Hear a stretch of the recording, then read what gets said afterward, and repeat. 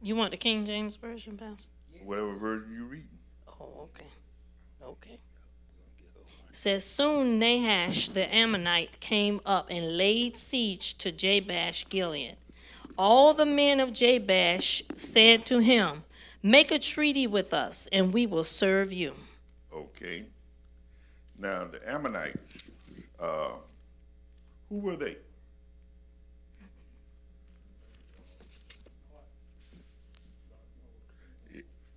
Yeah, the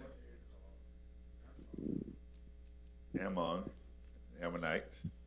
The other one was the Moabites. 11. Okay, First so Samuel.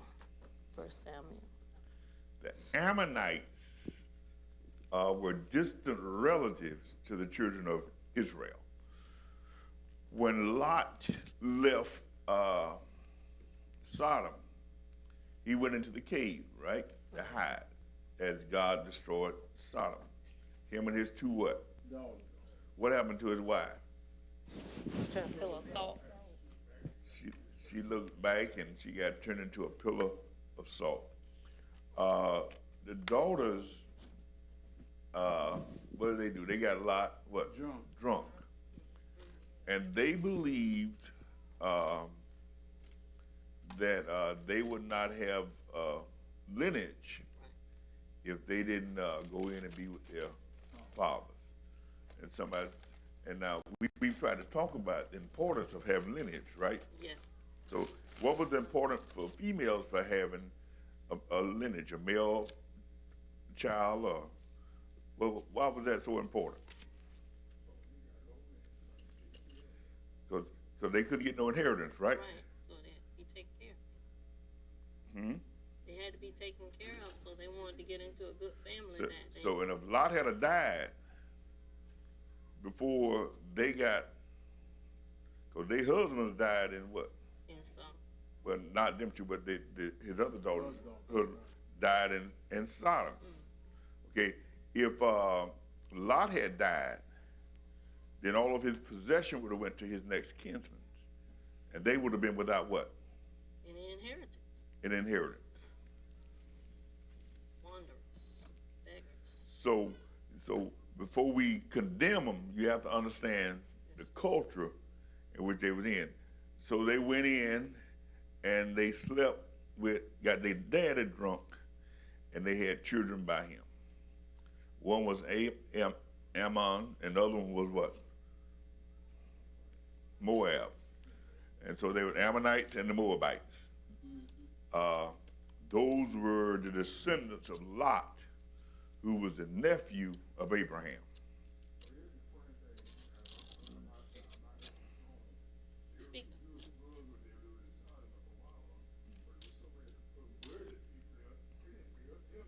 No, they didn't want them. They did not want the women. They wanted the men. In Sodom. No. They have become so perverted. And they didn't just want the men. They wanted to force themselves upon the men. And that's what they did in Sodom. And that's what they tried to do with the angels when the angels blinded them. When they went into the, tried to bust in the Lot house and take them. And so now you got these distant relatives who are not enemies of Israel, who are the descendants of Lot, who is the nephew of Abraham. Okay? And so, and now these Amorites, Knights, and these Moabites are going to be a thorn in Israel's flesh all their days. And so when we talk about Ammon, so I just want you to kind of know who you're talking about. And Ammon, them can't get right people. Them and Moab. Okay, so go ahead and read. 1 Samuel 11, chapter 2nd verse. And Nahash the Ammonite answered them, on this condition I will make a covenant with you, that I may put out all your right eyes and bring reproach on all Israel. Then the elders of Jacob. Right there. And put their eyes out. Nahash the Ammonite said, on this condition I will make a treaty with you. We won't bother with you. Namely, that I gouge out the eye, everyone's right eye, Right. and put disgrace upon all Israel. Mm.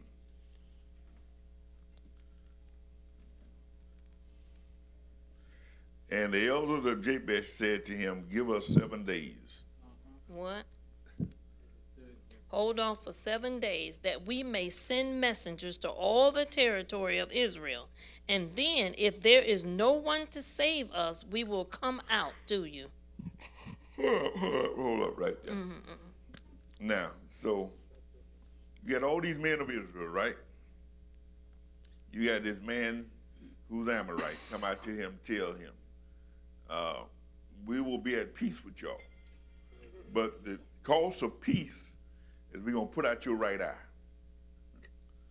All the men of Israel, okay? And they said, well, wait a minute, give us 7 days. Let us see if anybody can save us. And if it can't, basically we'll bow down and do what you say. Now can you imagine that?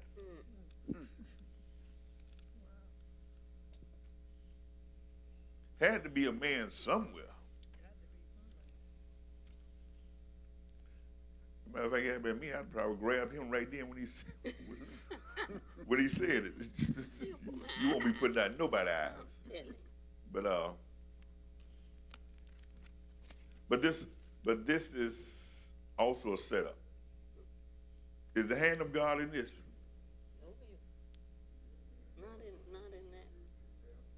Not in that covenant, no. Hmm? What you think?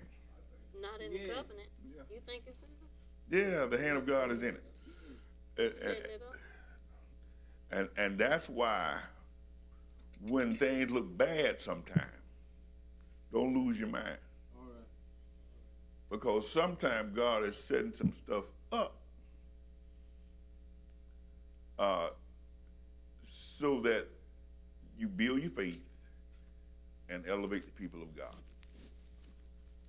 If you never have any controversy, you will never build your faith. Okay? And faith cometh by hearing, and what? Hearing by the word of God. Okay? And so they come with this crazy idea. If you want peace, we're going to put out all your eyes. Read. 1 Samuel 11th chapter, the third verse. What verse you read? Third verse.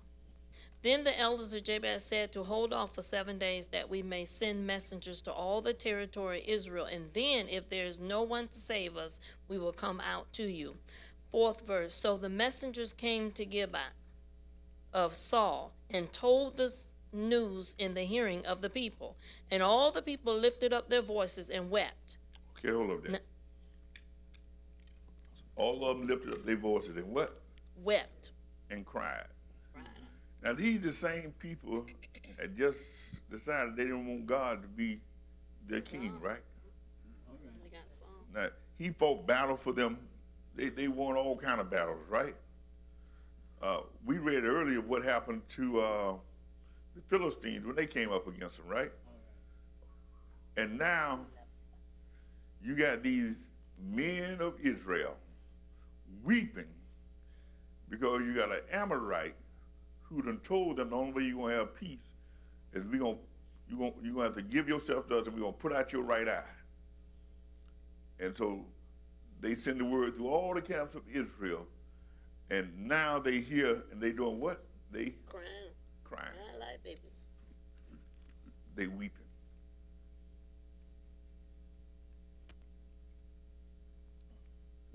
Okay. What has happened to the men of Israel? The men of valor? They crying too. Hmm? They crying too. They knew the story. What happened to these men of valor that went into Jericho and shouted and the wall came tumbling down?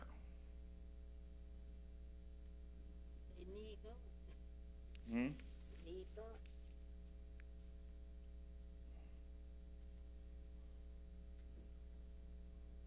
What happened to us that we just sit back and let stuff happen? Oh, Lord.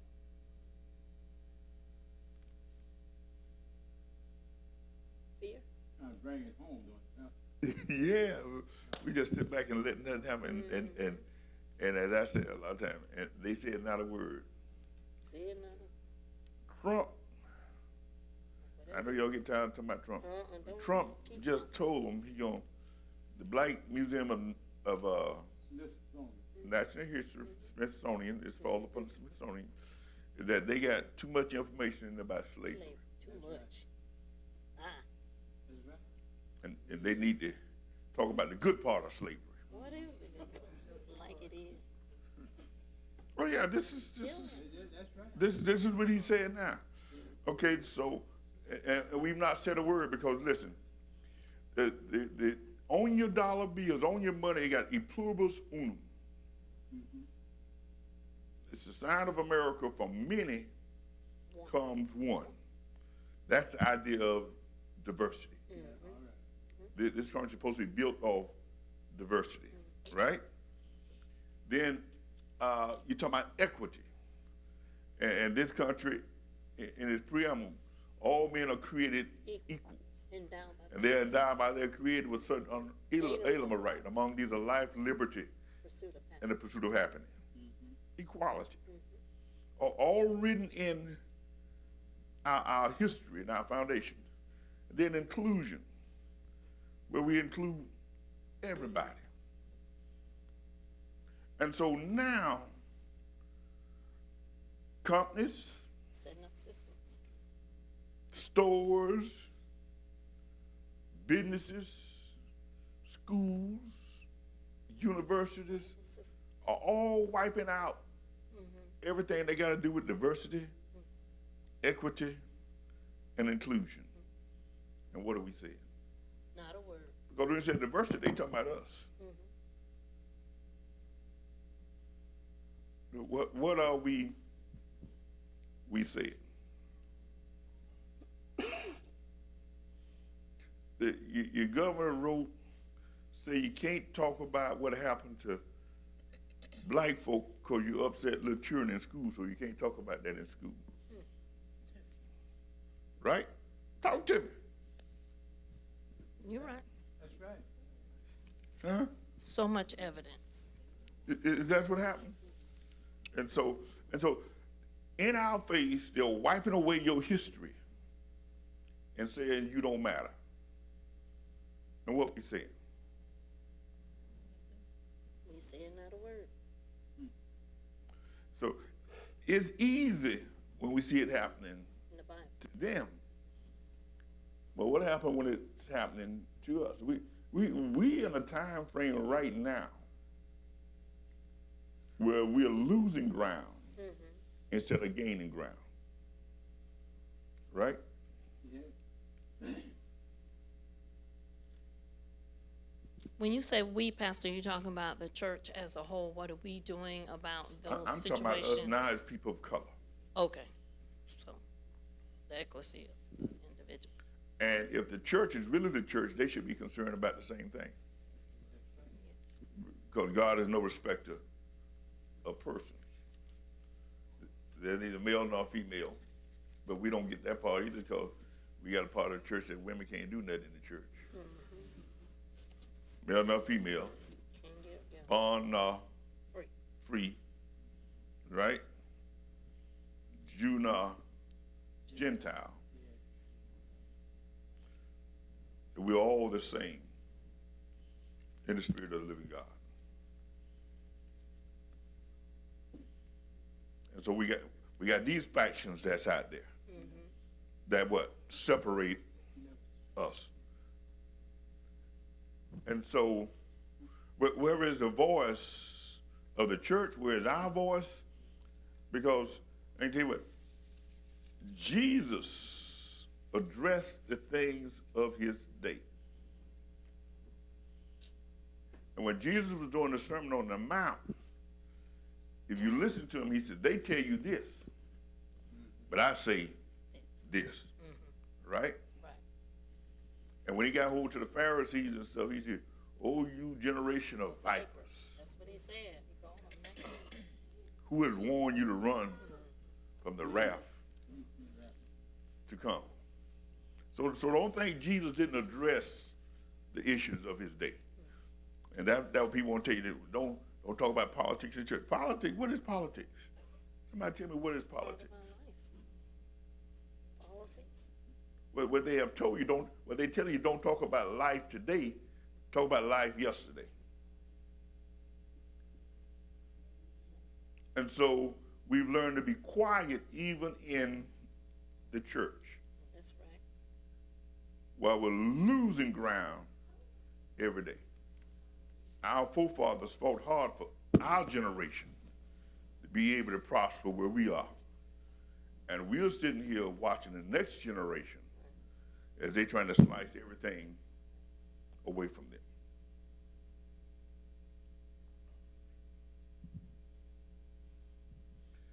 And are we too afraid because we live too comfortable to say anything? That's it. You think that's it? That's it. We got it. We got ours. They gonna take something from us. Yeah. Still getting my Social Security. So, Still getting. but they gonna take something from us, but we turn around in church and shout, every good and perfect gift come from who?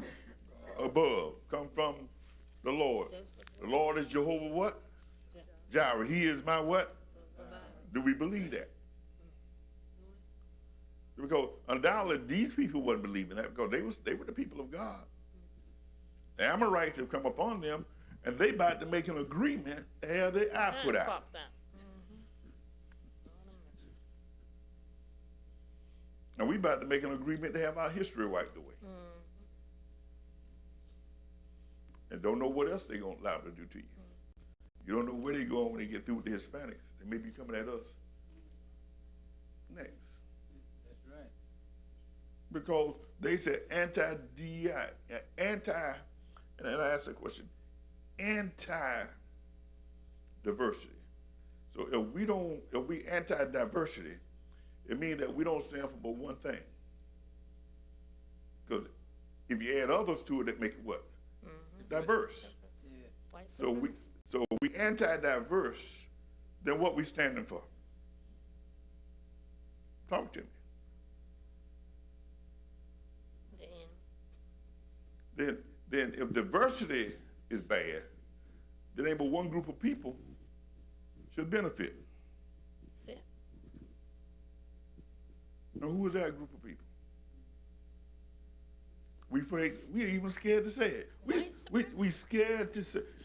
They run around here talking about no more DEI. No more black. Florida way votes. woke go to die. they running around everywhere shouting it in our own buildings. We afraid to say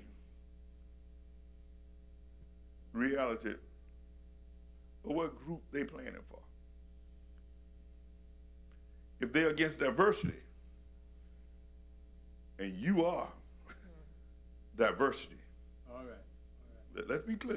You are diversity. So really, what they said, anti-me.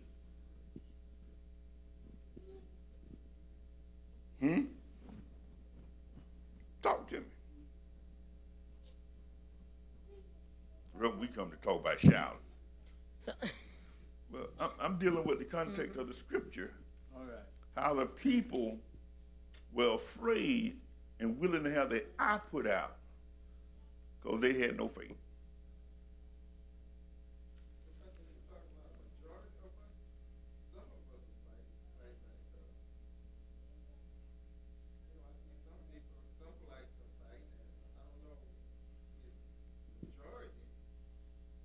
No, the majority is not.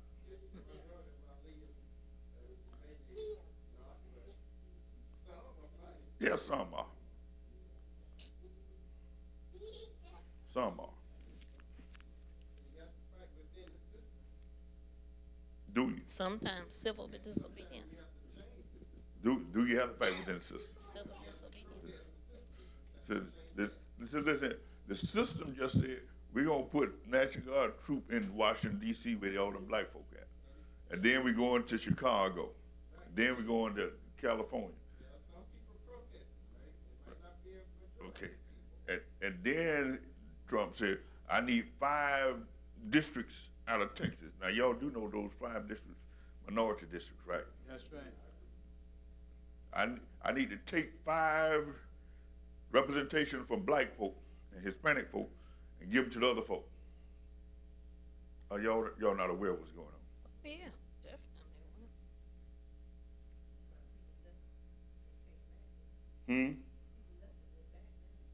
They Some left of where? the Texas. Yeah, he left Texas. Yeah, there's that's a- right. There's a whole story. And now he told them when you come back, in order to leave out of the Freedom papers. representative house, you got to have a 24-hour guard with you. And they have papers. I think the first thing we got to do is maximize our vote. I mean, when you look at certain areas and only 20%, between 10 and 20% of the legal black vote voted, that's a problem. Yep. And so let me help you. You're right, brother. And let me help you understand. The Bible says, when the people cry out, your vote is a way of crying out. When the people cry out, God hear their cry, right? But it is consistent in scriptures until the people cry out, God pretty much sit back and, Right. you know that from The leaders. Yeah. justice. Yeah. And so, Pastor, the Project 2025 Is well is- on the way. is hitting every system that you talk about, even every system of our education, I mean, our government, our economic system and everything. So when we talk about the righteousness of God and how Jesus came after that, and I think about the justice ministry is just a thing. The people need to get together and rise up.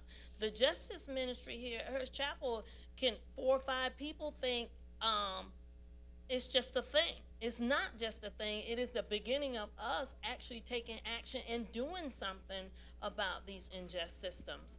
And so it's not one thing.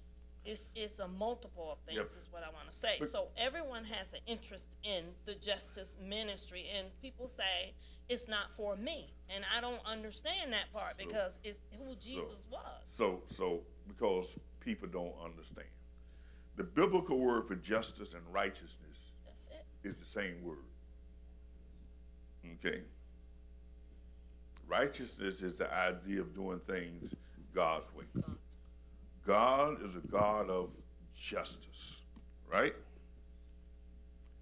He is no respecter of person, which means everybody should be treated what? Justly. So when we're talking about doing justice, we're talking about doing righteousness. That's right. We're talking about standing up to make sure things are done what? God's way. And the people together. Have And the to cry people out. together come together and demand That's it. that they be treated justly. Maybe we're scared. But they just like these people here. They do, all right, they start wondering, well, maybe we can live with one eye.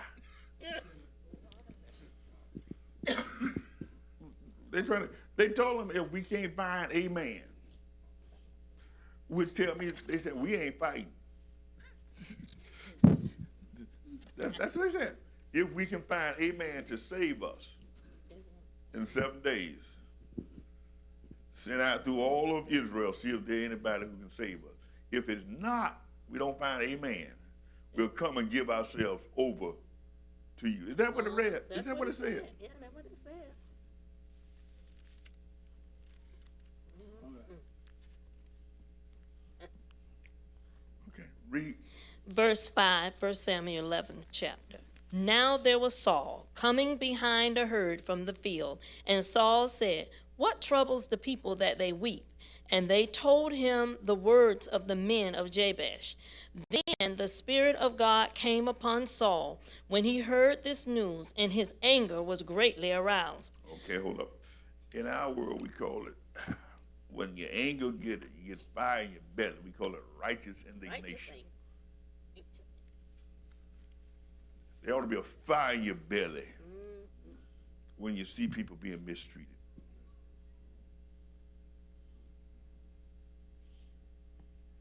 That's what we call it, fire in your belly. That's why I get tingled in so many things sometimes when I say I ain't gonna do it no more. Because I get a fire in my belly when I see some stuff sometimes that's not right. Okay, read.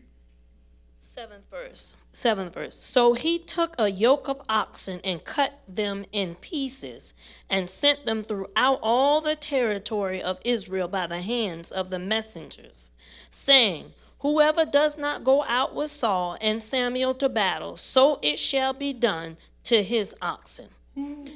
And the fear. Hold on now. So now, what Samuel's telling all y'all scary jokers,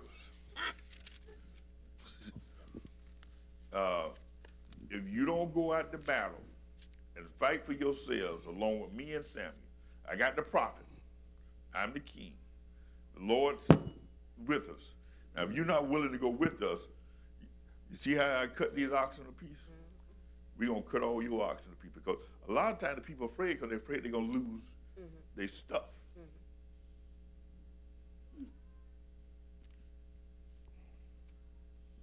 And that's a lot of times what we're afraid of. I work all my life for my stuff. Can't lose my stuff. I can't get out there with them and fight with them. You know. Can you imagine if our grandparents had said that? Can you imagine the people that went through the sit-ins that were getting beat had said that? I'm gonna lose my stuff.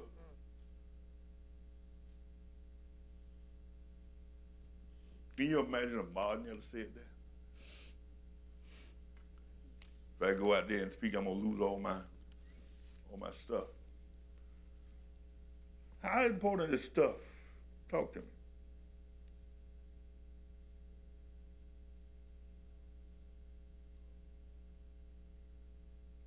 And they said not a word. How important is our stuff? Where is it in the hierarchy of our? What the prophet of man that gave the whole world? And to lose his soul. So it has But I'm asking the question to us: how important is our stuff?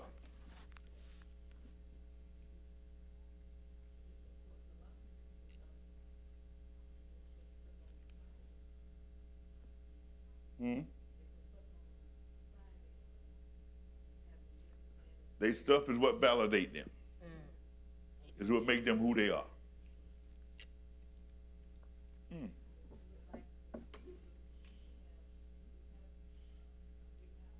No, they said, as a matter of fact, they said, birds have nests, foxes have holes, but the Son of Man has nowhere to lay his head. He wasn't worried about the stuff. Hear him, the one who can feed 5,000 with 2 little fish and 5 barley loaves, wasn't worried about the stuff. Right?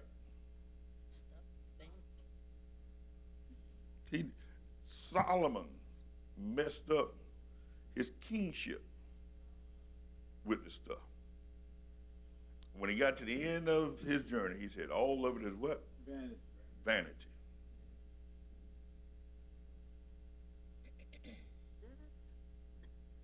But it says, Jeffrey, That was it. Vanity. it's just vanity. All stuff is all vain. It's just It's just vain. here It's so today, vain. gone tomorrow.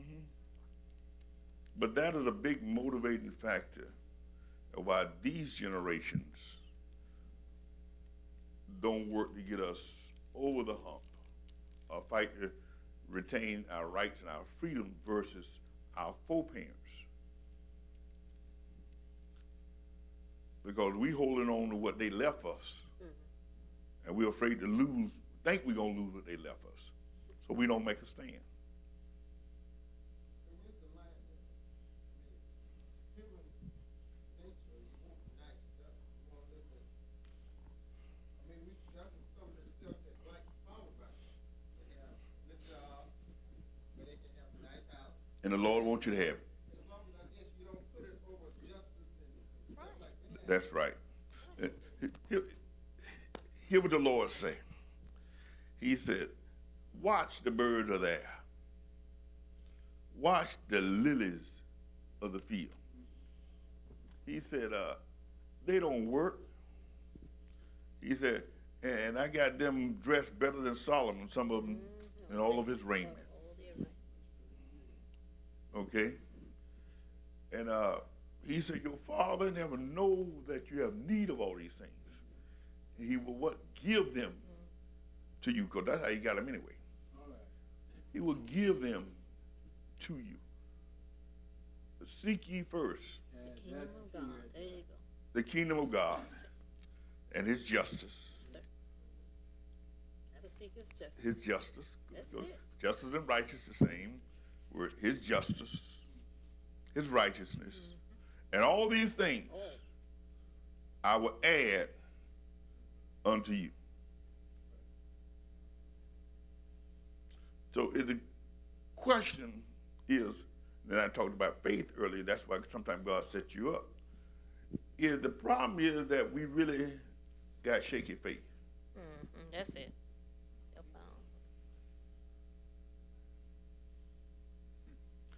And sometimes we got shaky faith because we believe we got what we got instead of the Lord blessing us with what we got.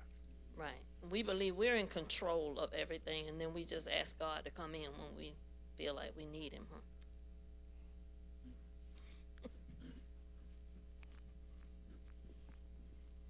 God's will.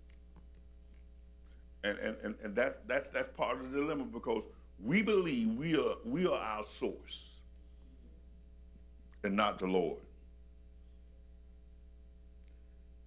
And that's strange with these people who a lot of them living in houses they didn't build.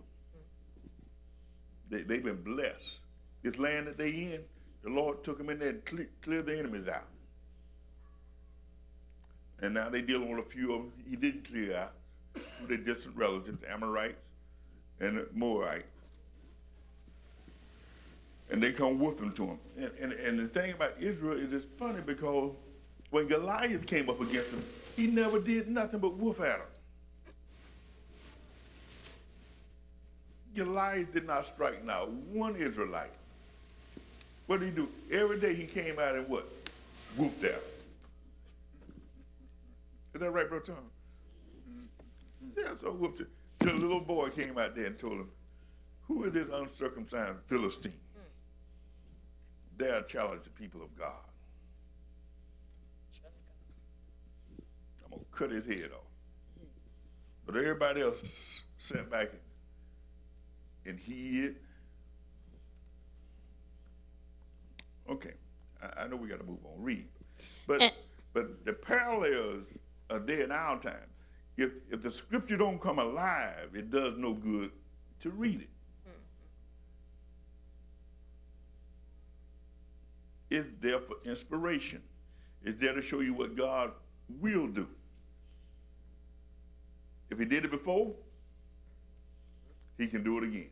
Yeah. Read. And the fear of the Lord fell on the people, and they came out with one consent. When he numbered them in Bezek, the children of Israel were 300,000, and the men of Judah 30,000. And they said to the messengers who came, thus you shall say to the men of Jabesh Gilead, tomorrow by the time the sun is hot, you shall have help.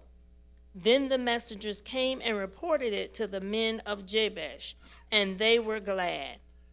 Therefore the men of Jabesh said, tomorrow we will come out to you, and you may do with us whatever seems good to you. So it was on the next day that Saul put the people in 3 companies, and they came into the midst of the camp in the morning watch, and killed Ammonites until the heat of the day. And it happened that those who survived were scattered, so that no 2 of them were left together. Okay. Then, Hold up. Let's talk about this a little bit. Saul, the Spirit of the Lord came upon him. He challenged the men of Israel and Judah. to go stand, right? And the Lord was going to be what? Be with him, All right. right? Yes. And they go out against these jokers that talking about they're going to put all their eyes out. And they start doing what? Slaying them. God was with Now read this next part. This gonna really blow. 12th verse. Then the people said to Samuel, "Who is he who said, 'Shall Saul reign over us?' Bring the man, that we may put him to death." Okay, hold up there. Them jokers that was fighting Saul, I told you, they was fighting Saul right off the bat. Because they thought Saul wasn't worthy. He's gonna reign over them. Who this Benjamite that Samuel put over them. Go bring us that man. And we gonna put them what? To death. Read. But Saul said, "Not a man shall be put to death this day, for today the Lord has accomplished salvation in Israel." Okay, hold up there. So Saul does what? He stopped them, right? And that's what I was telling our young people on the sermon I had them, right? When it seemed right to do wrong, don't do it. All right. Because now they want to get these men and have them what? Killed. So I said, no. The Lord just gave us the victory. All right. We just slew our enemies. We set them out running. There were no two that was together no more. We thoroughly defeated them. And now y'all want to turn on each other?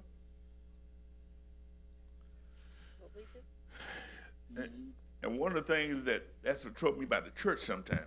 Sometimes the church do great things, and then when we finish it, we got to put out fires for a month.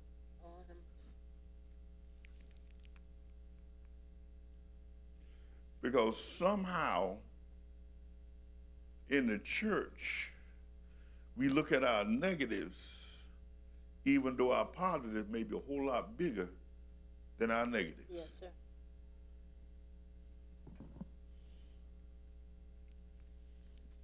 They ain't talking about what a wonderful thing you've done. They ain't talking about what happened with the houses. They ain't talking about this and that. They down there talking about who got mad, who didn't show up.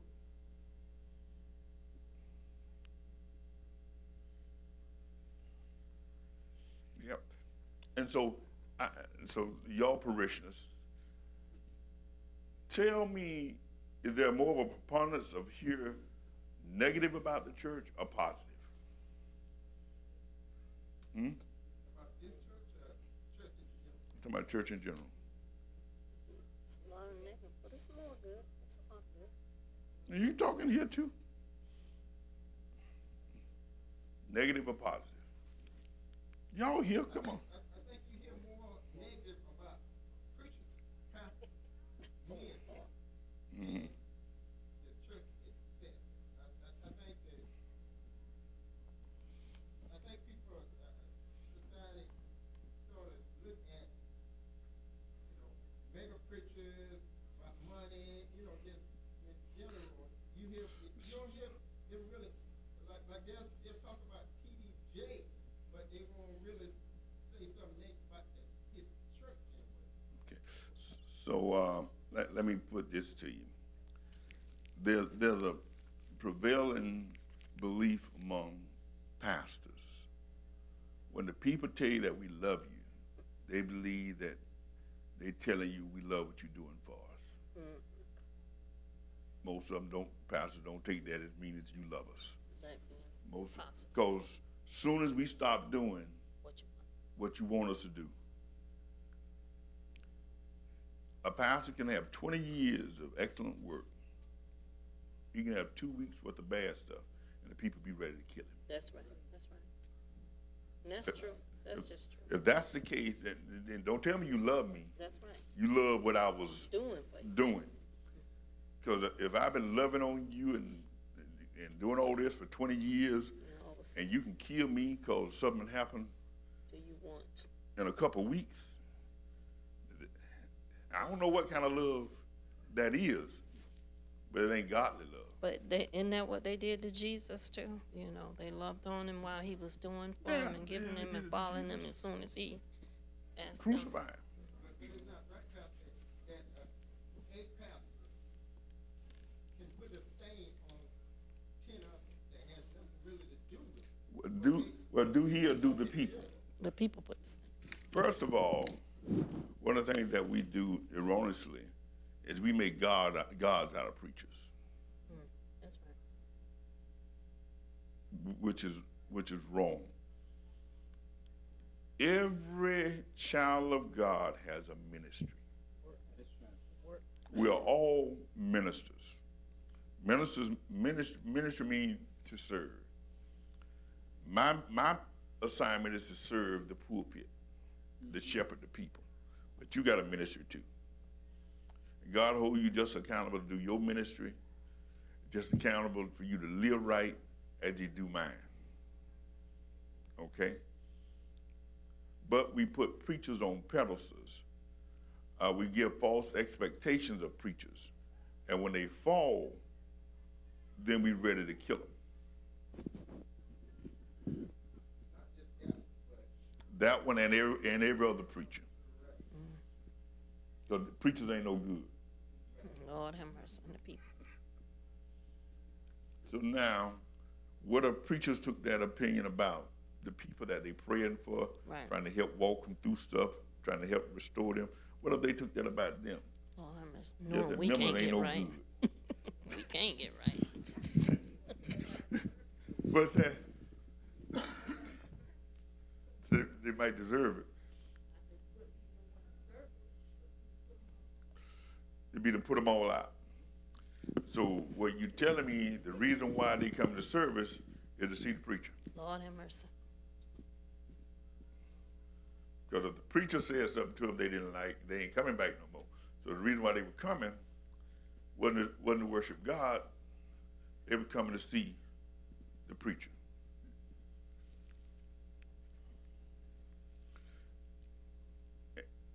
And that's why our generation that we in now,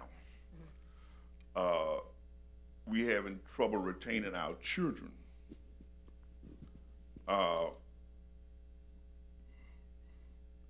Because of our conversation and how we talk act too much. That's right. as saints. Right. We talk too much in front of them. We talk too much in front of them. A lot of negative. Stuff. See, when we came along, you wasn't even gonna look in your mama in the mouth, That right now. You got to go out the door. okay? So you wasn't finna hear all this stuff that wasn't children ain't got no business with that kind of stuff. Going out the door, you in grown folk business. If a grown person told a lie, you better not say they told a lie. Okay, now, how many of y'all were raised like that besides me? I done got hit in the mouth 2 times. That ain't Okay. right. I say, I couldn't go to school and come home and tell my mama that the teacher told a lie. I couldn't tell her the teacher was wrong. That's right. Grown. Your job to go in there, get your work. Don't tell me the teacher don't like you. The teacher ain't thinking enough about you to like you. Now that's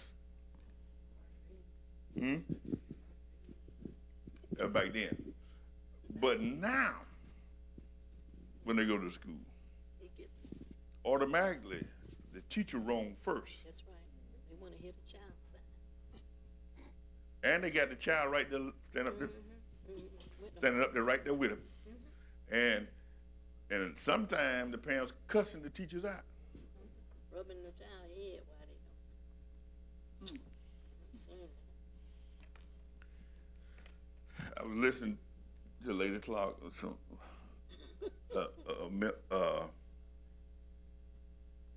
one of her students' parents called and said, "I need to know why my child got ill." You need to ask him why he got ill. He know. He didn't turn in. Me did So nothing. if you look on his portal, then what Z's or whatever it is mean he didn't turn in his work. And so we become so lax that in the school system, the child can go to school 8 weeks and do nothing. But I think they backed off of it. And then at the end of the 8 weeks, the teacher had to give him what's called grade recovery. You got to give him a packet. More work And he do that little packet. Then you give him a grade, for 8 weeks. a passing grade, for 8 weeks of doing nothing. Oh, For those of you who not accustomed to the school system. No, that's where we are. oh yeah. It was sad. And so, why in the world would I want to go in there if I'm not self-motivated and do work for 9 Just weeks Just wait for the packet. when I can just get a packet That the parent do for them, 'cause they want to get it. that the parent do for them? Yeah. This is the reality of where we are. When we don't put the proper order on things. Because we know children are foolish. Somebody said, why you say that? Because the Bible says. Say that. The Bible said foolishness is bound in the heart of children. Does it say that? Were you foolish when you were a child? Yeah. You ran and didn't know why you was running? You go out to school now, they be just running. They don't know why they running. They've not learned impulse control yet. So whatever comes to their mind a lot of times, that's what they do. And so you let people who have no impulse control actually the ones that directing how you gonna act when it comes to dealing with the problems you deal with.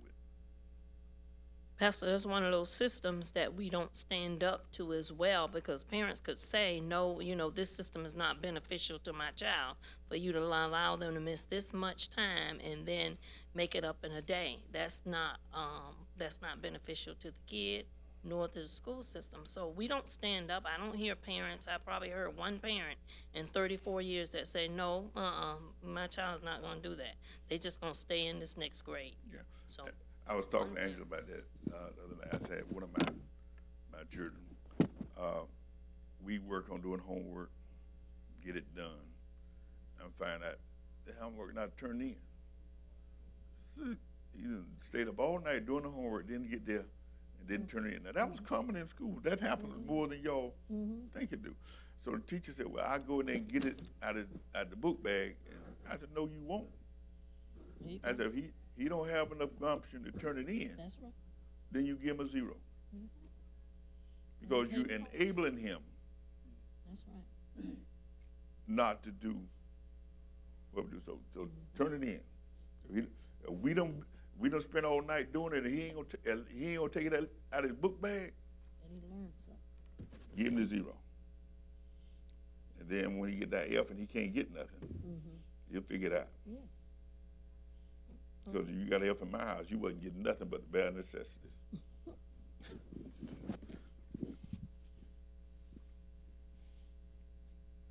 No Jordans, no none of that stuff. And so here we see sometimes the parallels between us and the Old Testament and the New Testament, but we don't pull it out. Okay. Read.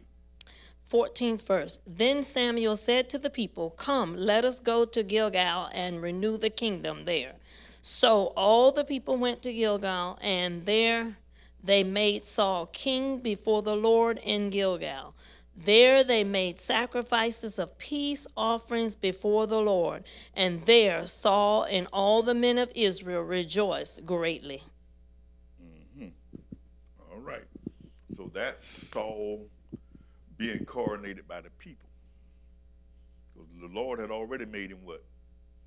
King.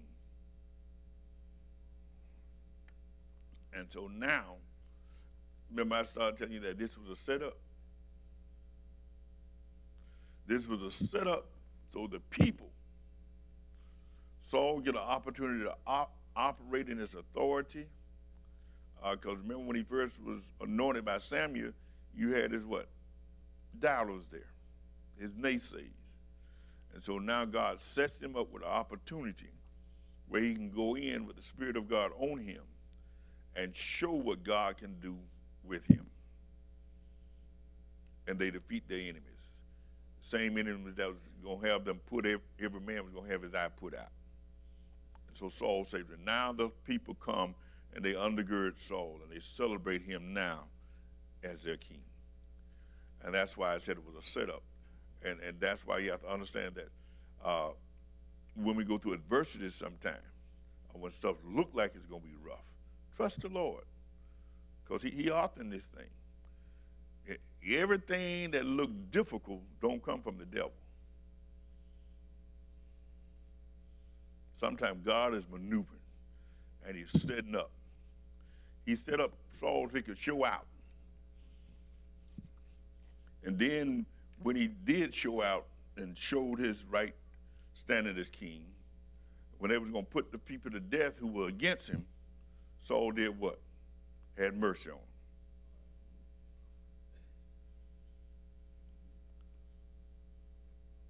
And we need to learn the same stuff, mercy. Right? So as we get ready to go, I want somebody, y'all tell me your own thought, what is mercy? What is mercy?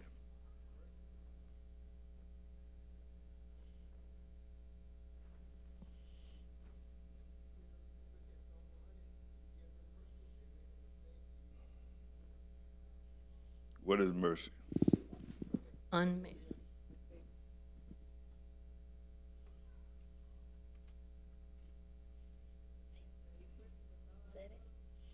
It's the expression of God's love. Unmerited favor. How? Second chance. Unmerited favor. That's grace.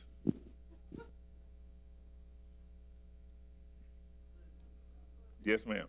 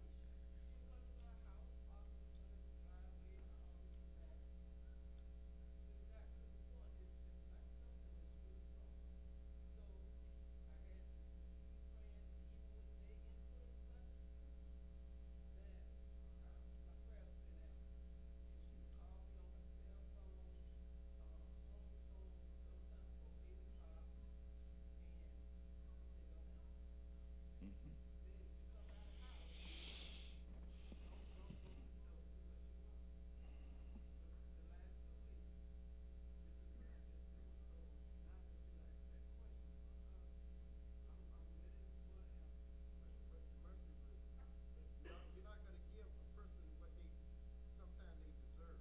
Like Saul, the guy, the men might have deserved to get killed, but he showed mercy and let them live. Mercy is to withhold due judgment. That's what we plead before God for, right? We plead God for what? Mercy. We done messed up. You asking for what? Mercy. Mercy to plead your case. Don't give me what I deserve. That's right. The cry for mercy is a cry, don't give me what I deserve, right? So mercy is when you ask for mercy, it's a request not to get what I deserve. When you give mercy, it's the withholding of judgment that you might think a person deserves. Blessed are the merciful. Why? They shall obtain mercy and as we close, David gave Saul mercy, right?